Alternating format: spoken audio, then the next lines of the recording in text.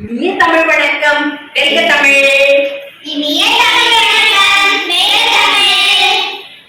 வெப்பத்தினால் பொருட்களின் மூலக்கூறுகளில் ஏற்படும் மாற்றங்களை விவரிங்க. பொருட்களை வெப்பப்படுத்தும் போது அவையுள்ள மூலக்கூறுகளின் அதிர்வும் இயக்கமும் அதிகரிக்கின்றன. அதோடு பொருட்களின் வெப்பநிலையும் உயர்கிறது. பொருட்களை வெப்பப்படுத்தும் போது அதில் உள்ள மூலக்கூறுகளின் அதிர்வும் இயக்கமும் அதிகரிக்கின்றன. அதோடு பொருளின் வெப்பநிலையும் உயர்கிறது. பொருட்களை வெப்பப்படுத்தும் பொழுது அதில் உள்ள மூலக்கூறுகளின் அதிர்வும் இயக்கமும் அதிகரிக்கின்றன. அதோடு பொருளின் வெப்பநிலையும் உயர்கிறது. சிறப்பு இசிகா.